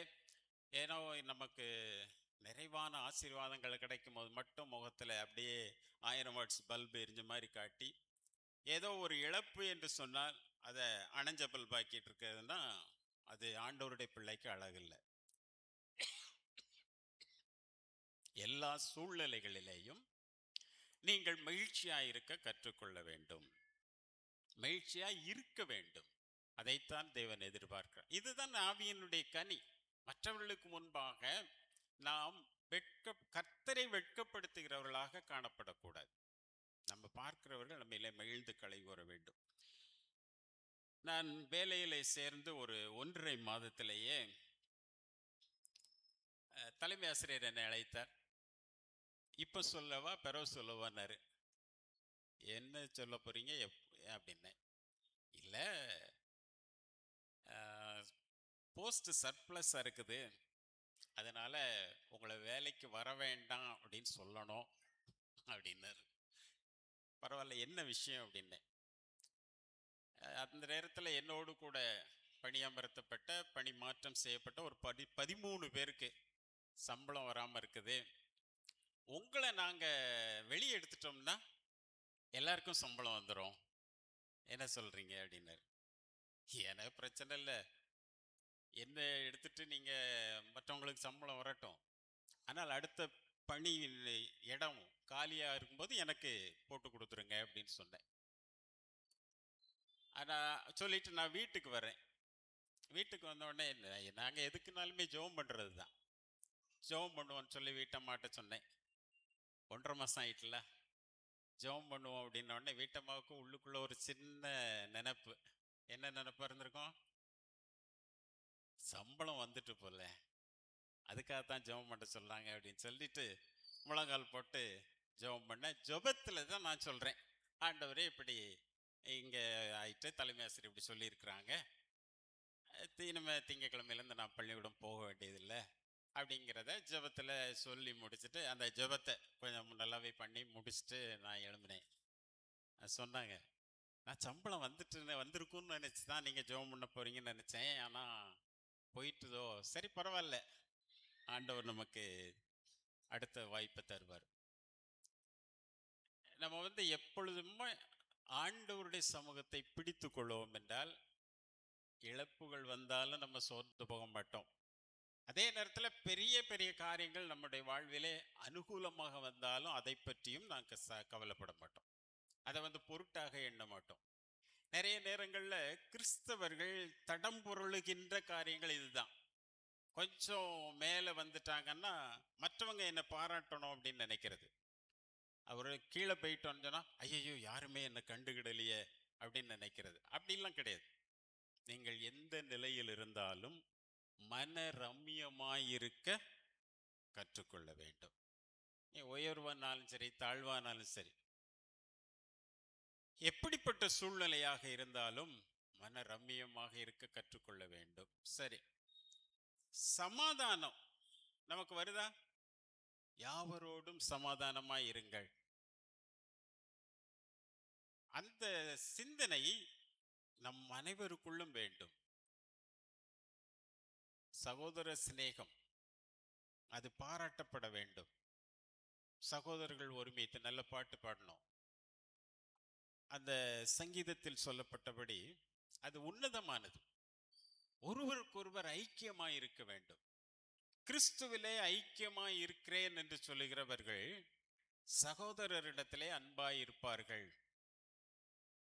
சகோதரர்களிடத்தில் அன்பாய் இருக்கிறதையே இப்போ பெருசா நம்ம பேசிக்கிட்டு இருக்கிறோம். ஆனால் ஆண்டவராகிய இயேசு கிறிஸ்து நமக்கு கற்றுத்தந்தது என்ன? உங்கள் சத்துருக்களை சிநேகியுங்கள். அண்ணன் தம்பி கூடயே அடிதடியா இருக்கப்பா, சத்துருக்களை எப்படி சிநேகிக்கிறது? ஆண்டவர் சொல்கிறார், இது உங்களால் சாத்தியமாகும் என்னிலே நீங்கள் நிலைத்திருந்தால், என்னுடைய கற்பனைகளை நீங்கள் கை கொண்டால் இதெல்லாம் சாத்தியம். நிறைய நேரங்கள்ல நம்ம இதுல தவறி விடுகிறோம். ஆண்டவருடைய அன்பை நாம் வெளிப்படுத்த வேண்டும். யாவரோடும் சமாதானமாயிருக்க பழக வேண்டும். எல்லாத்தையும் எடுத்தவர்கிட்டெல்லாம் சண்டை போடக்கூடாது. சண்டை கோழின்னு சிலர் இருப்பாங்க. அப்படி இருக்கக்கூடாது. சமாதானம் பண்ணுகிறவர்கள் பாக்கியவான்கள். அவர்கள் பைபிள் படிக்கீங்களா? வாசிக்கீங்களா? தினசரி வாசிங்க. வசனம் என்ன கற்றுத்தருகிறதோ அந்த வசனம்தான் நம்மை ஆண்டவருக்குள்ளே நிலை நிற்பதற்கு உதவி செய்கிறதாக இருக்கிறது. இந்த வசனம்தான் நம்மை பரிசுத்தமுடையவர்களாக மாற்றுகிறது. பரிசுத்தம் இல்லாமல் தேவனை ஒருவனும் தரிசிக்க முடியாது. தேவனோடு கூட ஒட்ட வைக்கப்பட வேண்டும் என்றால் நம்மிலே பாவம் காணப்படக்கூடாது. தேவனிடத்திலிருந்து அல்லது அந்த செடியிலிருந்து நாம் கழிக்கப்பட வேண்டியவர்களாக காணப்படுகிறோம் என்றால் பாவம் நம்மிடத்திலே இருக்கிறது. நாம் பரிசுத்தமுடையவர்களாக காணப்பட்டால் தேவனோடு கூட ஒட்ட வைக்கப்படுகிறவர்களாக காணப்படுவோம். இதை மனதில் வச்சுக்கிடுங்க. பாவம் செய்தால் வெட்டி எறியப்படுவோம். பரிசுத்தமாயிருந்தால் ஒட்ட வைக்கப்படுவோம். நீங்க ஒட்ட வைக்கப்படணுமா வெட்டி எறியப்படணுமா? வெட்டி எறியப்பட்ட செடி கனி கொடுக்காது. அந்த கிளைகளால் பயனும் இல்லை. அது காய்ந்து போம். உலர்ந்து போன பிறகு அதிலிருந்து கனிகளை எதிர்பார்க்கவே முடியாது. ஆனால் ஆண்டவரோடு கூட ஒட்டி வைக்கப்படுவோம் என்றால் மிகுந்த கனிகளை கொடுப்போம். ஆண்டவரோடு கூட உள்ள ஐக்கியத்திலே நாம் பலப்பட்டிருக்கிறோமா? ரொம்ப பலப்படணும்னா நமக்கு அடிப்படையாக எப்படி ஒரு செடிக்கு நீர் தேவையோ, நீரோட்டம் தேவையோ, நீர்ப்பாய்ச்சலான இடங்கள்ல இருக்கிற செடிகள் எல்லாம் செழித்து ஓங்கும். அத மாதிரி வசனம் என்கின்ற இந்த நீர்ப்பாய்ச்சல் தண்ணீர் நமக்கு அனுதினமும் தேவையாக இருக்கிறது. தண்ணீரை பரிசுத்தத்திற்கும் நாம் ஒப்பிடுகிறோம். பரிசுத்தம் நம்முடைய வாழ்விலே அவசியமாக இருக்கிறது. இந்த பரிசுத்தத்தை வசனத்தின் மூலமாக மட்டுமே நாம் பெற்றுக்கொள்ள முடியும். வேத வசனங்களை நீங்கள் தினம் தினம் வாசிக்க வேண்டும். நேரம் கிடைக்கும் போதெல்லாம் வாசிங்க. எப்பெல்லாம் நீங்க சும்மா இருக்கிறீங்களோ, வாட்ஸ்அப்ல என்ன வந்திருக்கு, யூடியூப்ல என்ன இருக்குது அப்படின்னு நீங்க வாசிக்கிறத விட, அதை பார்க்கிறத விட வேதத்திற்கு செலவழியுங்கள். அது உங்களை பரிசுத்தப்படுத்தும். உங்களுடைய வாழ்க்கையை ஆண்டவருக்கு நேராக திருப்பும். உங்கள் வாழ்க்கை ஆண்டவரோடு கூட இசைந்திருக்கும்படியாக செய்யும். தேவனோடு கூட நீங்கள் இசைந்திருப்பீர்கள் என்றால் மிகுந்த கனிகளை கொடுப்பீர்கள். கனி கொடுக்கின்ற அனுபவம் நமக்கு வர வேண்டும் என்றால் வார்த்தை நமக்குள்ளாக நிலைத்திருக்க வேண்டும். வசனத்தை வாசித்துட்டோம்னா சும்மா இருக்க மாட்டோம். அந்த வசனத்திற்கு கீழ்ப்படுகிறவர்களாக, அதன்படி நடக்கிறவர்களாக நாம் மாறிவிடுவோம். அனுதினமும் கொஞ்ச நாளைக்கு புரியலைனாலும் பரவாயில்ல, கர்த்தாவே உம்முடைய வேதத்தின் அதிசயங்களை பார்க்கும்படி எங்கள் கண்களை திறந்தருளும் சொல்லி ஜெபம் பண்ணிட்டே நீங்க வாசிங்க. நிச்சயமாக தேவன் வேதத்தை உங்களுக்கு கற்றுத்தருவார். வெறுமனே மனப்பாடம் பண்றதுக்கு அல்ல இந்த வேத வசனங்கள். ஆண்டவருக்கு செவி கொடுப்பதற்கு, நம்மை அர்ப்பணிப்பதற்கு, தேவனோடு உள்ள உறவை பலப்படுத்தி கொள்வதற்கு. ஆண்டவரோடு உள்ள உறவை நாம் பலப்படுத்தி கொண்டோம் என்றால் சகோதரர்களோடு உள்ள உறவிலும் நாம் பலப்பட்டு விடுவோம். கண்ட சகோதரனிடத்தில் அன்பு கூறாதவன் காணாத தேவனிடத்தில் எப்படி அன்பு கூறுவான்? தேவனிடத்தில் நாம் அன்பு கூறுகிறேன் அப்படின்னு ஒருவன் சொல்லியும் சகோதரனிடத்தில் அன்பு கூறாமல் இருந்தால் அவனிடத்தில் பிதாவின் அன்பு இல்லை. ஆண்டவர் என்னை நேசிக்கிறார் என்று நான் புரிந்து கொண்டால், நான் ஆண்டவரை நேசிக்கிறேன் என்பது உண்மையாக இருந்தால் பிறனை நாம் நேசிப்போம். பிறர் என்பது யார்? நம்ம தவிர மீது எல்லாருமே பிறன்தான். தேவையுள்ள மக்கள் அனைவருமே நமக்கு பிறர்தான். ஒவ்வொரு சமுதாயத்திலே நம்மை விட கீழானவர்களை பார்க்கின்ற போது, அல்லது ஏதோ ஒரு நிலையிலே தாழ்ந்தவர்களை பார்க்கின்ற போது, அவர்களுக்கு நம்முடைய உதவி தேவையாயிருக்கிறது என்பதை நாம் புரிந்து கொள்ள வேண்டும். அதற்கு உதவுவதற்கு நாம் முன்வர வேண்டும். இதையெல்லாம் செய்கின்ற பக்குவம் எதன் அடிப்படையில் வருகிறது? இயேசு கிறிஸ்துவோடு கூட நான் நிலை நிற்பதினால், இயேசு கிறிஸ்துவோடு கூட என்னை இணைத்து கொள்வதினால், என்னுடைய ஐக்கியம் பிதாவோடும் அவருடைய குமாரனாகிய கிறிஸ்துவோடும் இருக்கிறது என்று நாம் அறிக்கை செய்வதனால் மட்டுமே வருகிறது. திருச்சபையிலே நாம் ஐக்கியமுடையவர்களாய் இருக்கிறோம், நல்லது. திருச்சபையாக கிறிஸ்துவிலே நாம் ஐக்கியமுடையவர்களாக இருக்கிறோமா? கிறிஸ்துவிலே நாம் ஐக்கியமுடையவர்களாக இருந்தால் கிறிஸ்து நம்மிலே எதிர்பார்க்கின்ற காரியங்களை நாம் செய்வோம். நிறைய காரியங்களை கற்றுக் கொடுத்திருக்கிறார். வேதத்தை வாசியுங்கள், வேதத்தை நேசியுங்கள், அதில் சொல்லப்பட்டிருக்கின்ற கருத்துக்களுக்கு கீழ்ப்படிவதற்கு உங்களுடைய மனதை பக்குவப்படுத்துங்கள். இந்த ஐக்கியத்தில் நீங்கள் வளருகின்ற போது நீங்கள் இருக்கின்ற இடம் ஆசீர்வதிக்கப்படும். உங்கள் மூலமாக அநேகர் ஆசீர்வதிக்கப்படுவார்கள். ஒரு தனி மனிதனை பற்றி சொல்லப்படுகிறது, அவன் கனி தரும் திராட்சை செடி. யாரை பற்றி சொல்லப்பட்டிருக்கு? யோசேப்பை பற்றி சொல்லப்பட்டிருக்கிறது. அதே போல நீங்களும் பெயர் எடுக்க முடியும், கனி தரும் திராட்சை செடி என்று சொல்லி. இஸ்ரவேலை பற்றி ஆண்டவர் சொல்லுகிறார், அவன் தனக்குத்தானே கனி கொடுக்கிறவன். இந்த தனக்குத்தானே கனி கொடுத்தல்னா என்ன? இவனை வச்சு அடுத்தவனுக்கு பிரயோஜனமே இல்லைன்னு அர்த்தம். நிறைய இருக்கும், ஆனா யாருக்குமே இவனை வச்சு பிரயோஜனம் இல்லை. நல்ல கனியாக இருந்தால்தான் பிரயோஜனப்படும். கெட்ட கனியா இருந்தா பிரயோஜனப்படுமா? படாது. நம்மிடத்திலிருந்து நற்கிரியைகள் வெளிப்பட வேண்டும். நற்கிரியைகள் கனிகளாக வெளிப்படுகின்ற போதுதான் சமுதாயத்துக்கு நல்லது. ஆண்டவருடைய பிள்ளைகள் என்று நாம் அழைக்கப்படுவது அதன் மூலமாக தான் சிறப்பாக இருக்கும். ஆண்டவரே, உமக்கென்று நான் கனி கொடுக்கிறவனாக வாழ எனக்கு உதவி செய்யும் என்று சொல்லி அனுதின வாழ்க்கையிலே ஆண்டவரிடத்திலே நாம் மன்றாடி கேட்போம். நம்முடைய உறவை ஆண்டவரோடு அதிகப்படுத்திக் கொள்வோம். ஜெபத்தின் மூலமாக, வேத வாசிப்பின் மூலமாக இந்த உறவை நாம் வலுப்படுத்திக் கொள்ளுகின்ற போது சமுதாயத்திலே மற்றவர்களோடு கூட நம்முடைய ஐக்கியத்தை நாம் வலுப்படுத்திக் கொள்ள முடியும். ஆண்டவருக்கென்று சிறந்த சேவை செய்கிறவர்களாக நம்மை ஆண்டவர் பயன்படுத்திக் கொள்வதற்கான வாய்ப்பும் அதன் மூலமாக கிடைக்கிறது. கிறிஸ்துவுக்குள் அன்பானவர்களே, இந்த நாளிலும் நாம் எப்படி நிலைத்திருக்கின்ற ஒரு அனுபவத்தை பெற்றுக்கொள்வதற்கு ஜெபமும் வேத வாசிப்பும் மிக முக்கியம் என்பதை கற்றுக்கொண்டிருக்கின்றோம்.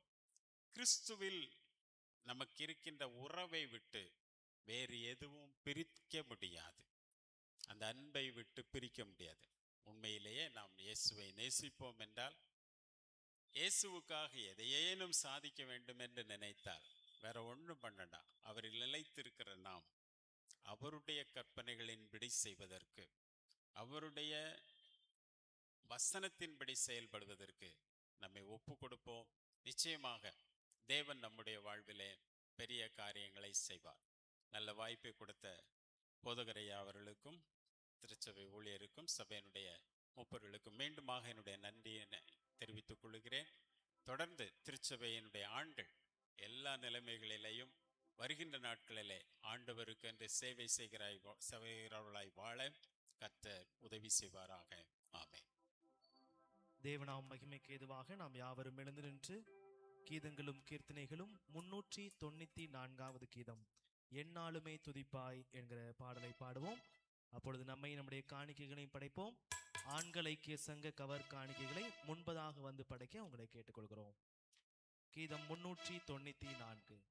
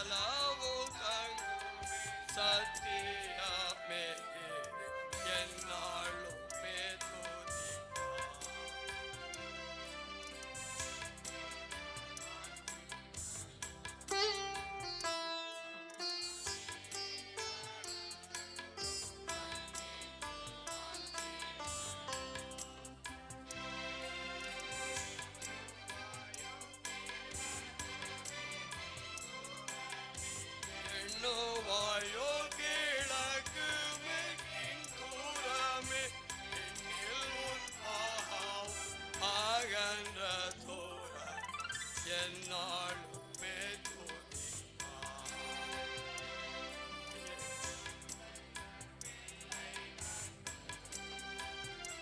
தயவோடு இறங்கானோ தந்தை தந்தை.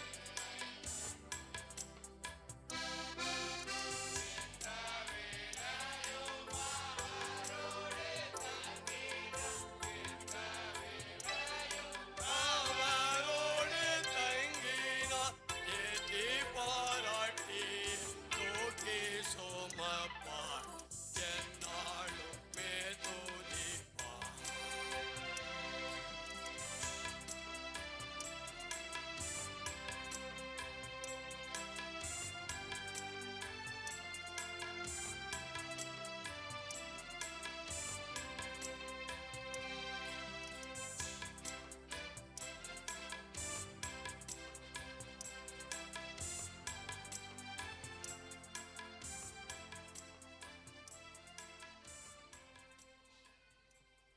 யாவருக்கும் அறிவிப்பது என்னவென்றால், கடந்த 1ஆம் தேதி முதல் நம்முடைய சேகர குருவானவர் அவர்களை கவுன்சில் சேர்மனாக, அதாவது வடக்கு சபை மன்ற தலைவராக நம்முடைய பாசத்திற்குரிய பேராயர் அவர்கள் ஐயாவை தேர்ந்தெடுத்திருக்கின்றார்கள். அதற்காக சுமார் 24-25 சேகரங்கள் உள்ளடக்கிய சபைகளுக்கு ஐயா வடக்கு சபை மன்ற தலைவராக தேர்ந்தெடுக்கப்பட்டுள்ளார்கள். பேராயர் அவர்களுக்கு நம்முடைய திருச்சபையின் சார்பாக நன்றி கலந்த வணக்கத்தை தெரிவித்துக் கொள்கிறோம். ஜெபம் பண்ண கடவோம். யாவரும் நான் சொல்லுகிற பிரகாரம் சொல்ல உங்களை பணிவாய் கேட்டுக்கொள்கிறேன். இயேசு கிறிஸ்துவின் விலையேற பெற்ற திரு ரத்தத்தினாலே சுத்திகரிக்கப்பட்ட நான் இந்திய தேசத்திற்கும் திருச்சபைக்கும் சொந்த குடும்பத்திற்கும் முன்மாதிரியாக வாழ்வேன். தினமும் வேத வசனங்களை தியானித்து ஜெபத்தில் தரித்திருந்து கிறிஸ்துவுக்கென்று சாட்சியாய் ஜீவிப்பேன். திருச்சபையின் அனைத்து ஆராதனைகளிலும் பங்கு பெற்று தேவனை மகிமைப்படுத்துவேன். திருச்சபையின் ஆண்கள் ஐக்கிய சங்க கூடுகைகளிலும் கலந்து கொண்டு கிறிஸ்துவுக்காக சேவை செய்வேன். திருமண்டல ஊழியங்களையும் ஊழியர்களையும் கனப்படுத்தி ஜெபிக்கவும் உழைக்கவும் கொடுக்கவும் என்னையே அர்ப்பணிக்கிறேன். ஜீவ ஒளியை பெற்ற நான் ஜீவ வாழ்வில் நடந்து கிறிஸ்துவின் வருகை மட்டும் இவ்வுலகிற்கு உன்னத அன்பை பகிர்ந்தளிப்பேன் என்று மனதார உறுதியளிக்கிறேன். ஜெபம் செய்வோம். பரலோகத்தின் தேவனே, இந்த ஓய்வு நாள் ஆராதனையை ஆண்கள் ஐக்கிய சங்கத்தின் சிறப்பு ஞாயிறாக ஆசரிக்கும்படி தெய்வம் பாராட்டின கிருபைகளுக்காக நன்றி.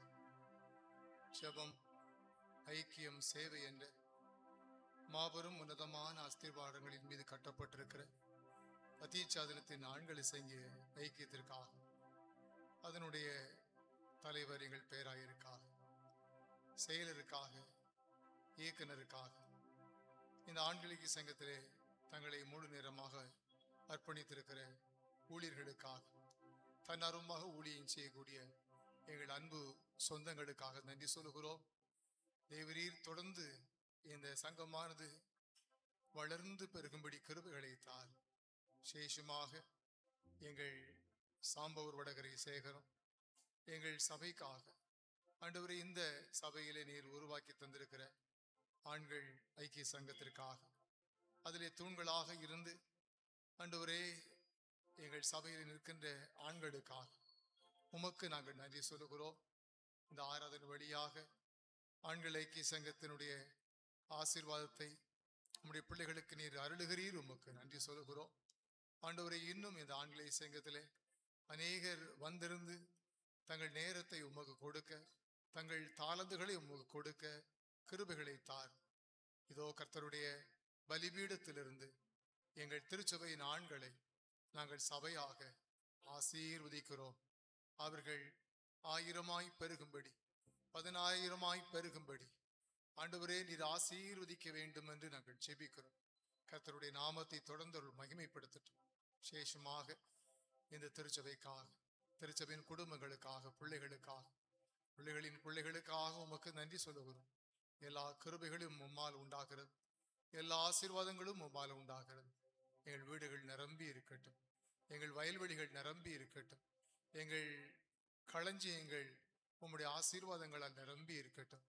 பிள்ளைகளின் கல்வி உமது ஞானத்தால் நிரம்பி இருக்கட்டும். ஆண்டவரே, பிள்ளை செல்வங்களால் வீடுகள் நிரம்பி இருக்கட்டும்.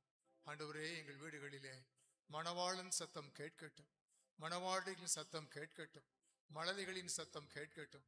கர்ப்பஸ்திரிகளை ஆசீர்வதியும். ஏற்ற காலத்திலே குழந்தைகளை பெற்றெடுக்கிற பாக்கியத்தை தார்.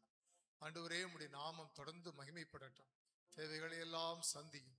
உம்மை நோக்கி கொண்டு வருகிற விண்ணப்பங்களை கிருபையாய் அங்கீகரித்து ஆசீர்வதியும். அயலிடங்களிலே, அயல் நாடுகளிலே வாழும் எங்கள் திருச்சபையின் குடும்பங்களை தேவரீர் நிறைவாக ஆசீர்வதியும். தேவைகளை சந்தித்து உமது நாமத்தை மகிமைப்படுத்தும். அத்தியை சார்ந்த அனைத்து ஊழியங்களும் ஆசீர்வதிக்கப்படட்டும். எங்கள் பாடசாலைகள் இன்னும் வளர்ந்து பெருகட்டும். ஆண்டவரே, உம்முடைய நாம மகிமைப்படட்டும். இந்த தேசத்தை கர்த்தர் ஆசீர்வதிப்பீராக. அனைத்து மாகாணங்களை ஆசீர்வதிப்பீராக. எங்கள் தமிழ்நாட்டை ஆசீர்வதிப்பீராக.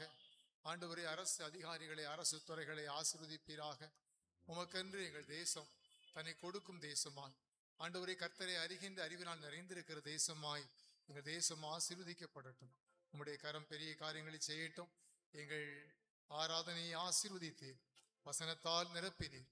அழைத்து வந்த ஊழியக்காரருக்காக, அவருடைய ஊழியங்களுக்காக, குடும்பங்களுக்காக தேவரீர் அவளை ஆசீர்வதிக்க வேண்டும் என்று நாங்கள் ஜெபிக்கிறோம். இப்போதும் உம்முடைய பிள்ளைகளை நீர் நிறைவாக ஆசீர்வதித்து அனுப்பும். உம்முடைய கரம் பெரிய காரியங்களை செய்யட்டும். உமது நாமத்தை மகிமைப்படுத்தும். படைத்த காணிக்கைகளை அங்கீகரித்து ஆசீர்வதித்தருடும். இயேசுவின் நாமத்தில் ஜெபிக்கிறோம் நல்ல பிதாவே.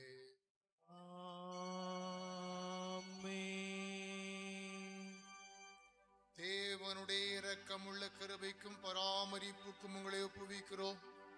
கர்த்தர் உங்களை ஆசீர்வதித்து காத்து ஆதரிக்க கடவர். கர்த்தர் கிருபை கூர்ந்து தமது முகத்தை உங்கள் மேல் பிரகாசிக்க பண்ணி உங்கள் மேல் எப்போதும் கிருபையாயிருக்க கடவர்.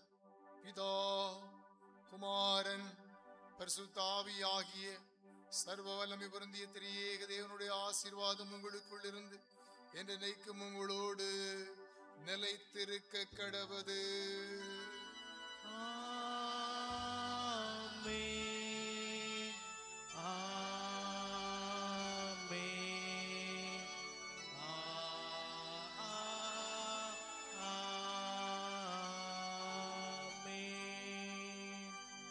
நிறைவு கீதமாக நாம் யாவரும் எழுந்து நின்று கீதங்களும் கீர்த்தனைகளும் 561வது கீதத்தை பாடுவோம். கீதம் 561.